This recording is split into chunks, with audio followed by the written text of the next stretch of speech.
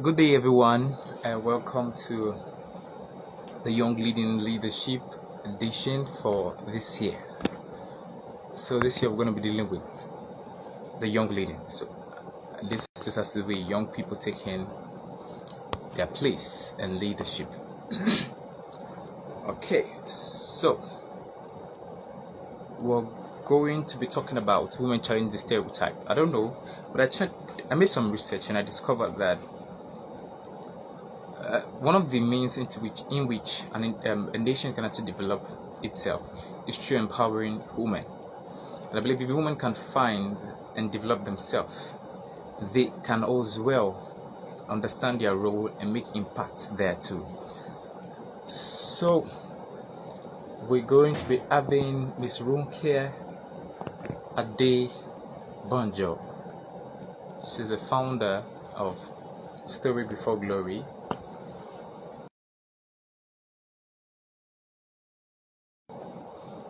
So we're going to be having a live today. Okay, so we're waiting for her to join us. Okay, thanks very much, Ma. Okay.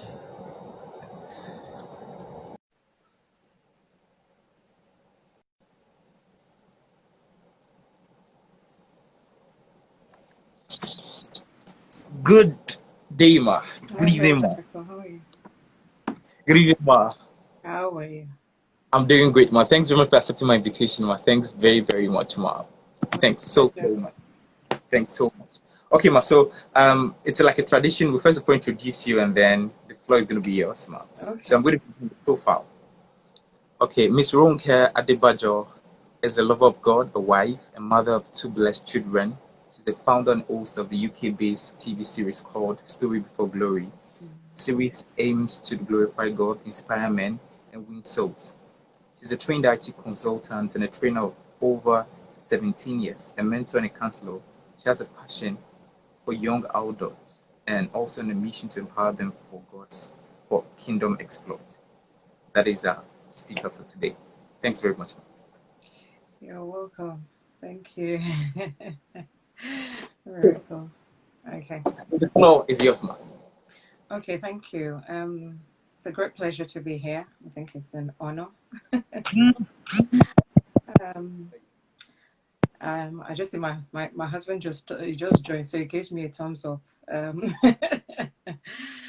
Thank you. It's really a pleasure to be here. Hi, Ope Praise. Nice to see you.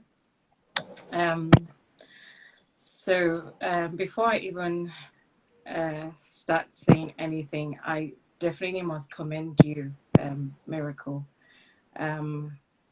I recently just met you, but I'm telling you, I see an excellent spirit in you. I see, an awesome leadership, spirit in you, and the little I am seeing you do, I'm actually amazed. And I really, really believe and pray that God would use you, for a time like this, especially for the season we're in. So thank you for the opportunity. It's a privilege to be here. I know most Saturdays are busy and a lot of things are going on at the same time, but I just want to believe that, God would use me to speak to one or two people here, to let them really, really know who they are and what they've been called to do. So, women challenging the stereotype. When I saw this message, I just thought, excellent. And I really, really like the topic. But one of the first things I really, really want to open our eyes to is, what really do we mean by stereotypes? And, what really do we find in our society, in this day and in this age?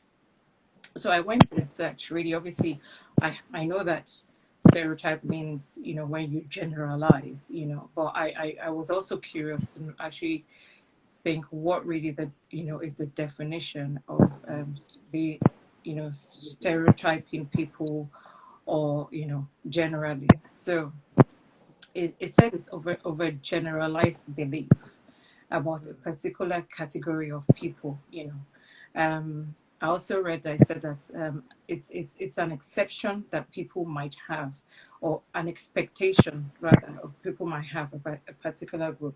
So we're looking at what expectation that people have, or lack of expectation that people have for women, you know. So we're looking at it in terms of your personalities, your abilities, your preferences, and that's really what I want to talk about. But when I started reflecting on this and what to share today, and what to say, one of the things that first of all came to my mind is, how do we challenge that? And what I was thinking of, for you to even be able to challenge, this stereotype we have about women, whether it says women cannot do a particular job, or women cannot be found in a particular role, or women cannot be, and or maybe women cannot be found in particular positions, in life. And I'm sure we know that gone are the days where women are seen as someone who is in the kitchen, where you're just a home for children. But I'll even come to that, because even if you are either a wife or a mother, and even if you're seen as someone who is not, you know, a career person, as a woman, there's still so much that you can do to impact your world. And I think for me, that's what I'm going to focus on. But for you to be able to do that, for you not to fall into any kind of stereotype, for you not to feel undermined, for you not to feel little, for you not to feel, you know, unfulfilled in life, I think the first thing that I would, in the short time that we've got today, because I'm conscious that we might also have questions, I feel that the first thing I need to focus on today, and for those that would hear this later, is self-mastery. Hmm. And there's a reason why I paused on that. For me, it would have to be self-mastery. Because I believe that if you've mastered who you are through the master, then no one else can tell you what you are not. Hmm. I'll repeat that again. If you've mastered who you are through the master, the underlying word there is the master for me, then no one can tell you what you're not. Now, what do I mean by self-mastery? A lot of us carry beliefs, and I'll break it down into different categories. And obviously, because of time, I'll just have I have an acronym that I think that I'm going to be using to help people. What I mean about that is, we have beliefs. People have things they've brought from their past.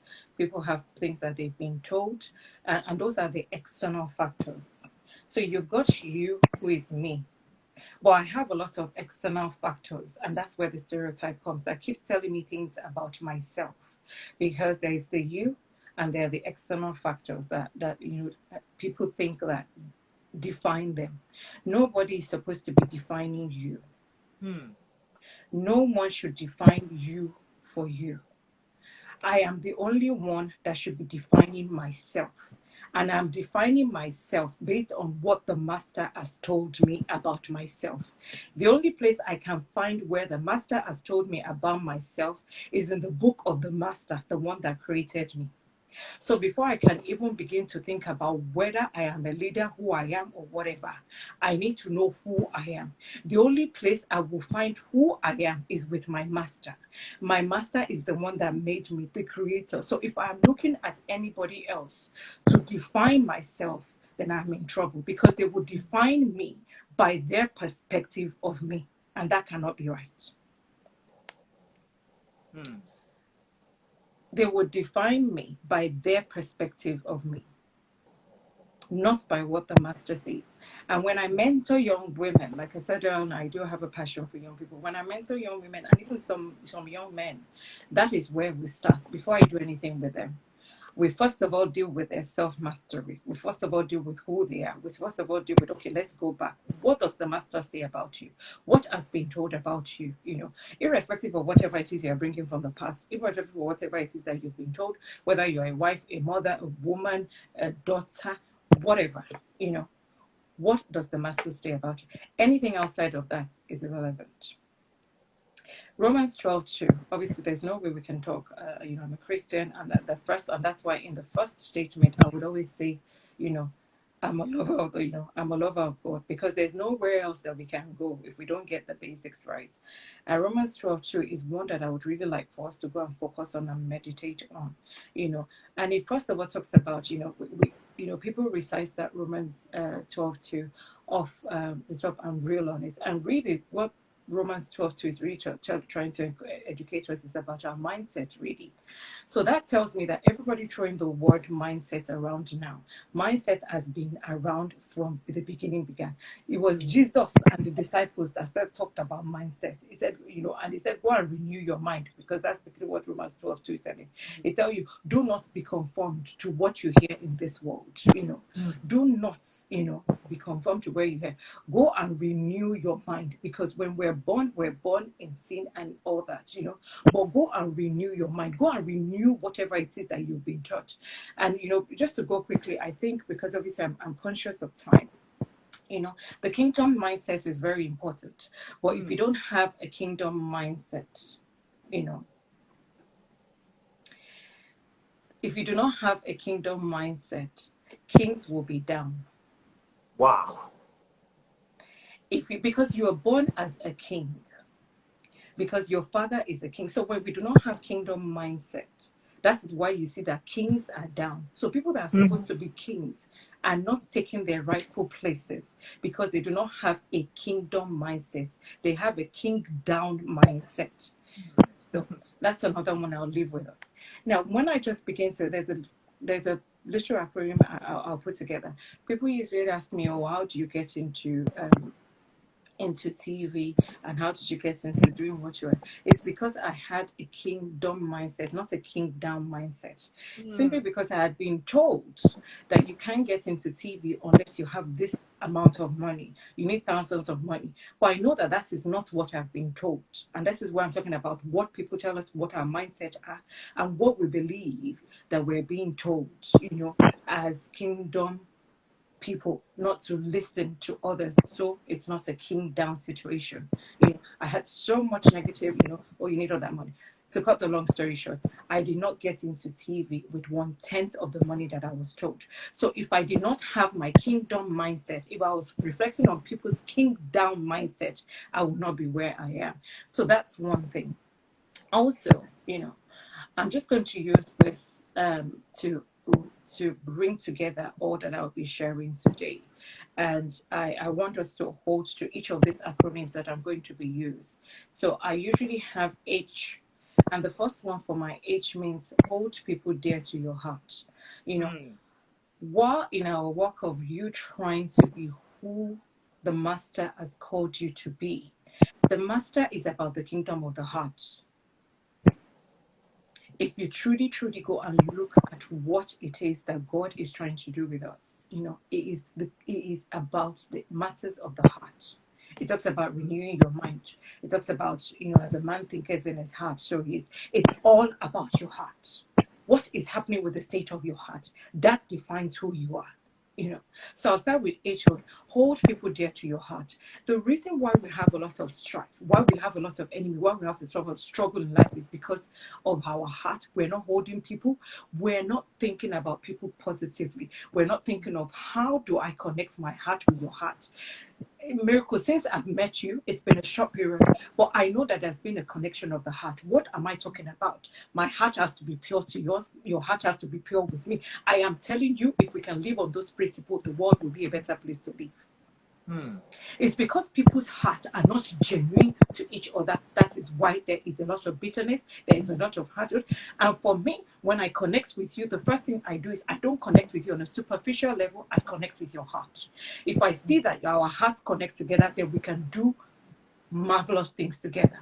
That's one for me. The second one is all our best and nothing else. When I encounter you and you encounter me, Miracle, I want to give you my best and nothing else. I want you to give me your best and nothing else. But if I have not placed these values in myself, then how can I then give these values out? Do you see where we're talking about? Do you see where we're getting to? Thank you.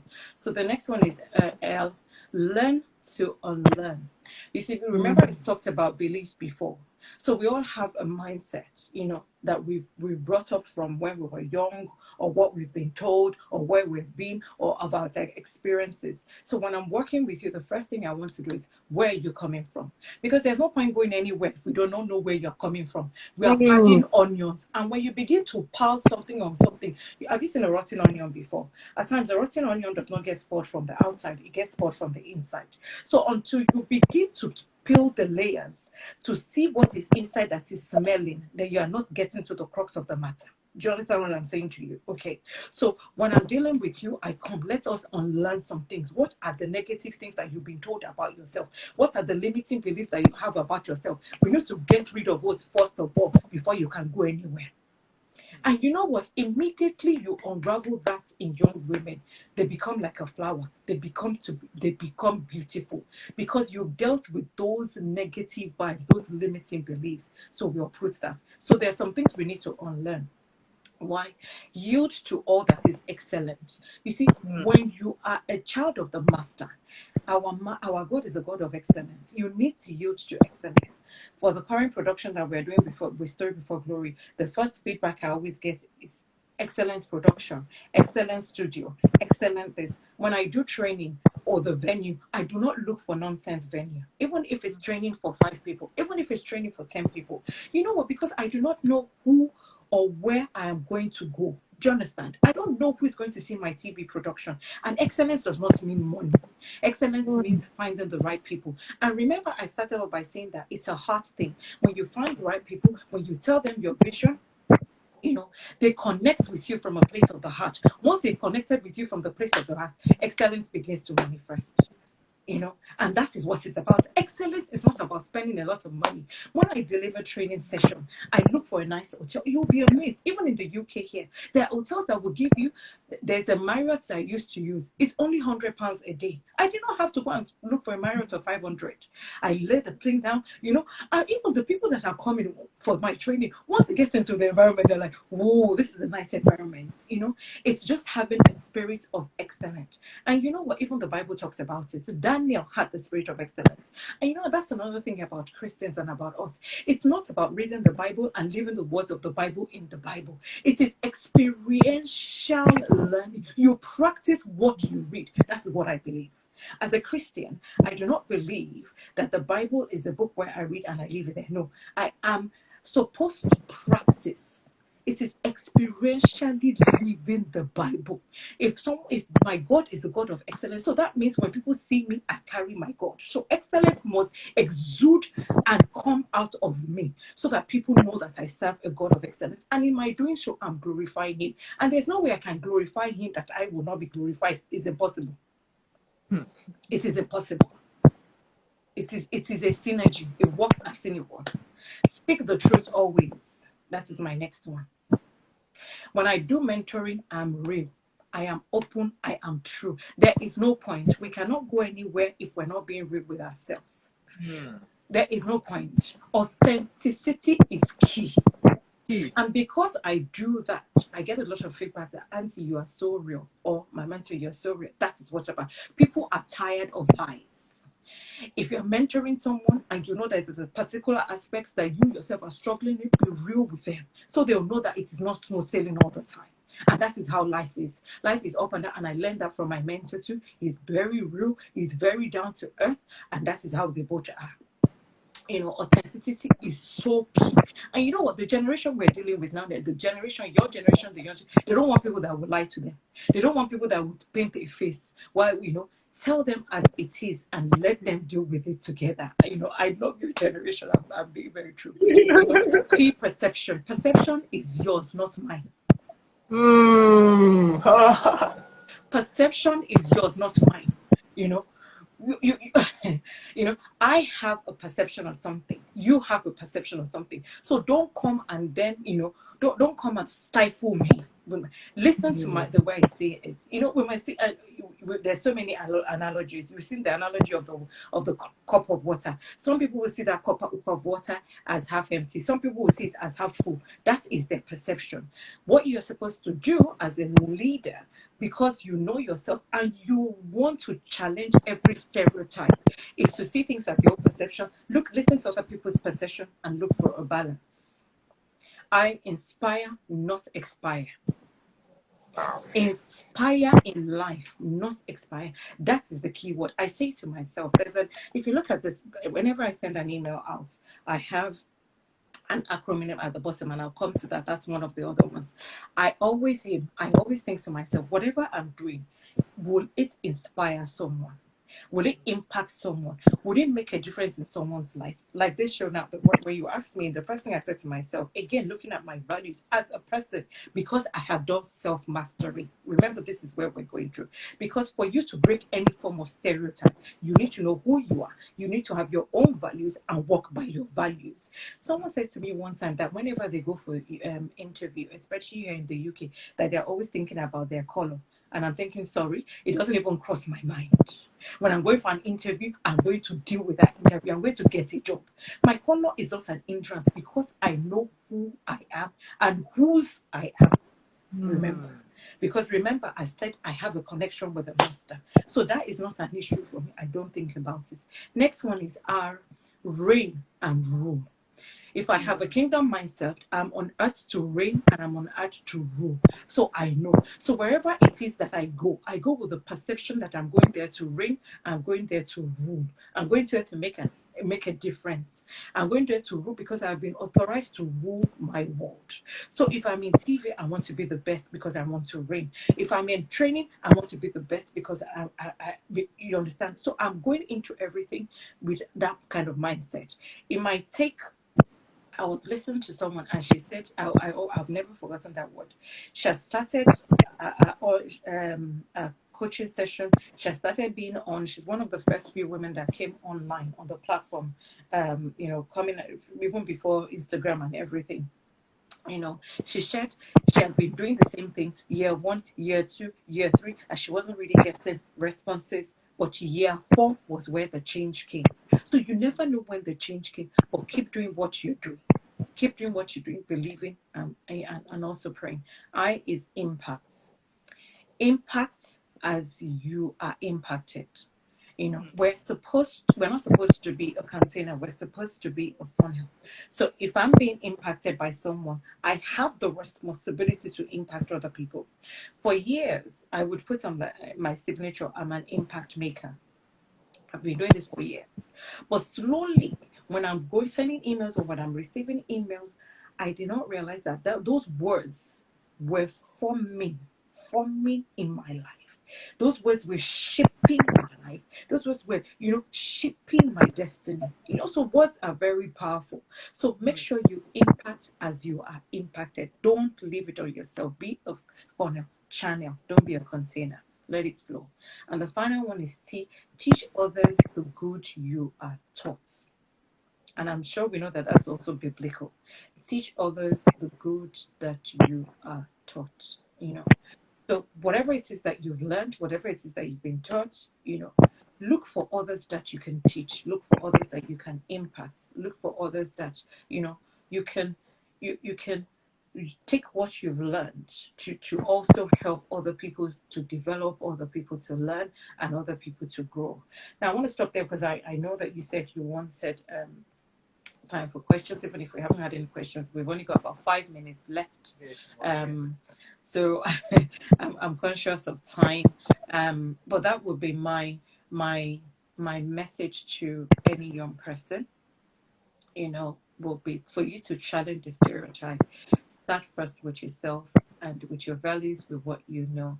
And in case you did not notice, the acronym I gave you actually means the Holy Spirit, if you put it Wow. And that is where everything else stems from that I do. It has to be based on the direction, the leading, the covering of the Holy Spirit. Wow. Wow, That would wow, be me. wow. Thanks so much, ma. Thanks very, very much, ma. I'm good. Thanks I'm so good. much, ma. Okay, before I tell everyone, say thank you. In case you have any question, you can drop it quickly so that we would. So the thing I want to say is this: before every last speaker will come to speak, the last thing I always ask is, I feel more you've had experiences. You've had experiences, and this generation, one of the things I believe God wants me to learn from people is to understand what they know, Mm. because we can't how will I put it now? We can't forsake the old generation, and we can't as Yeah. well say that, we know what we know what we know. Mm. But I believe we need to accept from the new and from the old. As That's the Lord Jesus Christ didn't come to abolish the law; He came to yeah. fulfill it. I feel that we are the generation that needs from the old and from the new. So, ma, Very- what advice would you give to young people, both the women and both the men? Your last words, man. And I think you've pretty much summed up the advice. It's I think for me it will be stay connected. And funny enough, you should say that, because of recent I was saying to a group of young women that I'm beginning to think that I'm the bridge. And why do I say I'm the bridge? Because I've been able to look at the old generation, look at the new generation, and see that there is a gap there. So there has to be a bridge. Someone that is saying, this is what the old generation, this is what the new generation. Leverage it and bring the two of them together. Where there Hmm. has to be a bridge between. And I believe, that somehow God will give me that platform where I can bridge it.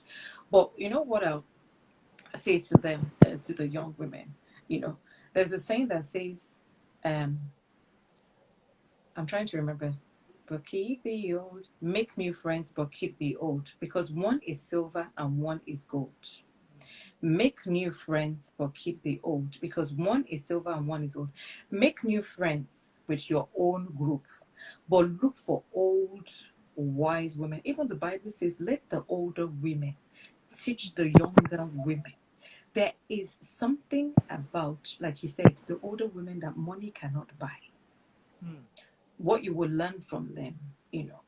Yes, you can do with whatever it is you do with it, but make sure that you have. So if you're looking for mentors, if you don't even have mentors, please go and get one.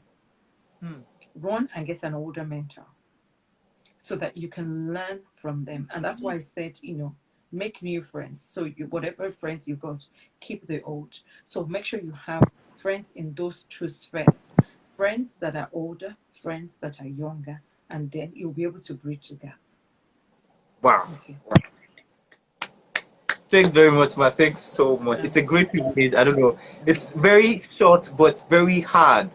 Very, very hard. Thanks so much. So Mm. please, can we say thank you to our speaker and then Miss Banjo? She's a very great woman. I've not known her very well. Just I don't know, but I feel she's an angel to me. Like you don't need money sometimes. You don't need money. You just need people No. sometimes.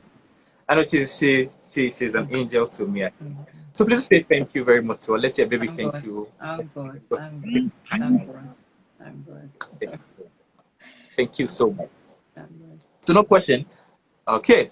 I don't think they have questions. So I think Fine for me. All right. okay. So I'm going to excuse her right now so that she is going to go rest. Mm. Thanks very, very much, ma. Thank you Okay. so much, Miracle. God bless you. Thank you very much, ma. Okay. Okay, guys, thanks very much for joining. I want to say thank you to everyone who joined, and I want to say thank you to Spanjo. I don't know, ma. Thanks so much for taking this time to speak, and thanks so, so much. Okay, guys, so we're going to be having next speaker next week, and it's going to be talking about the power of habit. I believe that as young leaders, our habit is very important to fulfilling God's purpose on earth. So next speaker is speaking on the power of habit, and he's from California. Okay, guys, thanks for joining. Bye.